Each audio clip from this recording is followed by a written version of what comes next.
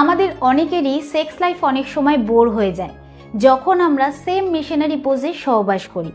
এর মানে হচ্ছে নর্মাল ট্রেডিশনাল পোজে রেগুলার সহবাস করার ফলে ছেলে এবং মেয়ে দুজনেই বোর হতে শুরু করে এবং তারা সেক্স করে মজা পায় না। এছাড়া স্বামী স্ত্রীর ক্ষেত্রে কোথাও না কোথাও তাদের মনে হয় যে এটা একটা ডেলি ডিউটি হয়ে গেছে, যে করলাম আর ঘুমিয়ে পড়লাম। অনেকে তো এরকম রয়েছে যে শুধুমাত্র ভালো ঘুমের জন্য সহবাস করে থাকে।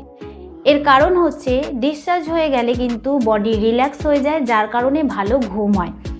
এছাড়া আবার অনেকে রিলেশন টিকিয়ে রাখার জন্য সহবাস করে থাকে।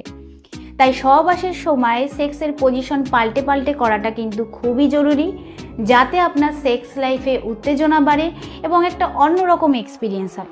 তাই আজকের ভিডিওতে আমি এমন 5টা পজিশনের কথা বলবো যেটা কিনা সায়েন্টিফিকলি ডিপ পেনিট্রেশন হয়, মেয়েদের জি স্পটে টাচ করে এবং ছেলে মেয়ে দুজনারই উত্তেজনা বাড়ায় এবং সেক্স করার মজা বাড়ায়।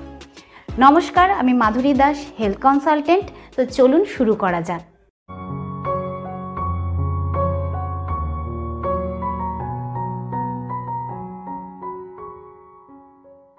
সবার প্রথমে আমি যেই পজিশনের ব্যাপারে আলোচনা করব সেটা হচ্ছে কাউগাল পজিশন, যেটাকে আমরা নর্মাল ভাষায় বলে থাকি ওমেন অন টপ পজিশন। তো এই পজিশনটা কিন্তু খুব পপুলার একটা পজিশন, আর এটাকে মেয়েরা খুব পছন্দও করে থাকে।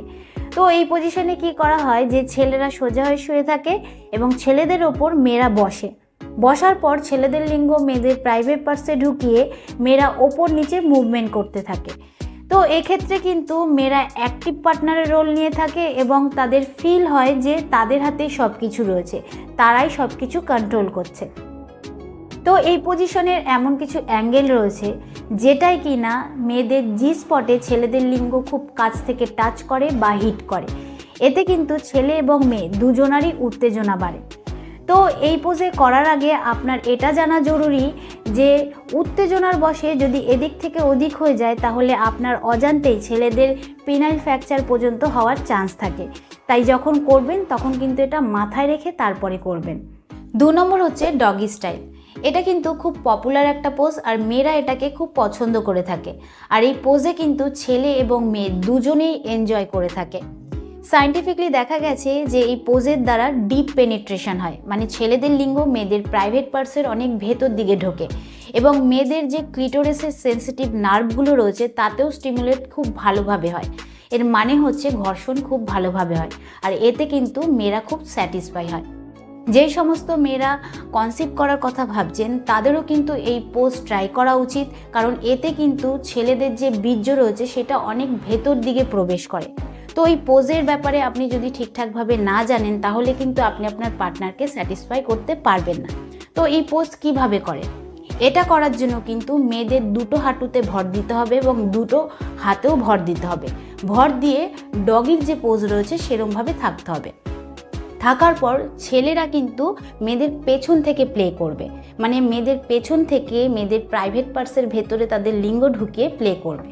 তো এই পোজটা এমন একটা পোজ যেটায় ছেলে এবং মেয়ে দুজনেই কিন্তু একসাথে প্লে করতে পারে। এর মানে হচ্ছে যে ছেলেরা পেছন থেকে তো করছেই, চাইলে মেয়েরাও কিন্তু সামনের থেকে সামনে পেছনে মুভমেন্ট করে করতে পারে। 3 নম্বর হচ্ছে সিটিং পজিশন। এই পজিশনে কিন্তু আজকাল অনেকেই সহবাস করে থাকে। এটা আপনি আপনার চেয়ারে বা টেবিলে বা কিচেনের স্ল্যাপে বসেও করতে পারেন। এই পজিশন করার জন্য কিন্তু মেয়েদেরকে বসে তাদের দুটো পা দুপাশে ফাঁক করতে হয় ঠিক এরকমভাবে, এবং ছেলেরা মেয়েদের পায়ের মাঝখানে এসে তাদের ভ্যাজাইনাতে পেনিট্রেশন করে। তো এই পজিশনটা ছেলেদের বা মেয়েদের এই কারণে ভালো লাগে যে প্রথমত মেয়েদের যে জি স্পট রয়েছে সেই জি স্পটে ছেলেদের লিঙ্গ গিয়ে টাচ করে।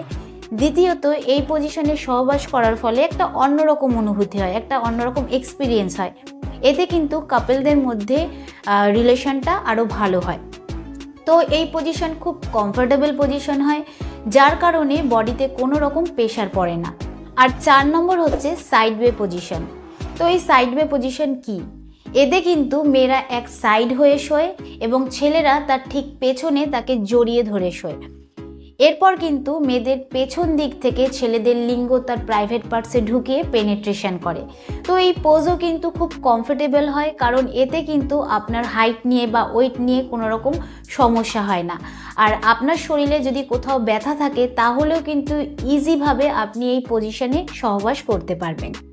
লাস্ট 5 নম্বর পজিশন হচ্ছে জি উইজ পজিশন। তো এই পজিশনের নাম শুনেই আপনি বুঝতে পাচ্ছেন যে মেয়েদের জি স্পটে খুব ভালোভাবে ঘর্ষণ হয়। তো এই পজিশন কিভাবে করে? এটা করার জন্য কিন্তু মেয়েদেরকে খাটের ওপর বা টেবিলের ওপর শুয়ে তাদের পা দুটোকে ছেলেদের কাঁধের ওপর রাখতে হবে এবং ছেলেদেরকে খাটের ওপর বা টেবিলের ওপর হাঁটুতে ভর দিয়ে দাঁড়িয়ে অথবা খাটের সামনে বা টেবিলের সামনে ছেলেদেরকে দাঁড়িয়ে মেয়েদের প্রাইভেট পার্টসে তাদের লিঙ্গ ঢুকিয়ে পেনিট্রেশন করতে হবে। তো এই পজিশনের দ্বারা কিন্তু ছেলেদের লিঙ্গের যে ফোর্স রয়েছে সেটা কিন্তু মেয়েদের প্রাইভেট পার্টসের ওপর দিকে হয়। এতে কিন্তু মেয়েদের উত্তেজনা বাড়ে এবং মেয়েদের এটা খুব ভালোও লাগে, কারণ ডাইরেক্ট এটা জি স্পটে গিয়ে হিট করে। তো আমি যে 5টা পজিশনের কথা বললাম সেটা মুখে বলার কারণে যদি আপনার বুঝতে কোথাও অসুবিধা হয় তাহলে নেটে কিন্তু এই নামগুলো সার্চ করে আপনি দেখতে পারেন, এতে কিন্তু আপনার সুবিধে হবে। আর এই পজিশনগুলো আপনি সহবাস করার সময় অবশ্যই ট্রাই করবেন, এতে কিন্তু আপনার সেক্স লাইফে মজা বাড়বে, উত্তেজনা বাড়বে আর সেক্স করার সময় আপনি বোর ফিল করবেন না। তো আমি আশা করব যে এই ভিডিওর দ্বারা আপনি উপকৃত হবেন। তো ভিডিওটা কিরকম লাগলো অবশ্যই কমেন্টে জানাবেন। আজকের মতন এতটুকুই, আবার দেখা হবে পরবর্তী ভিডিও নিয়ে। নমস্কার।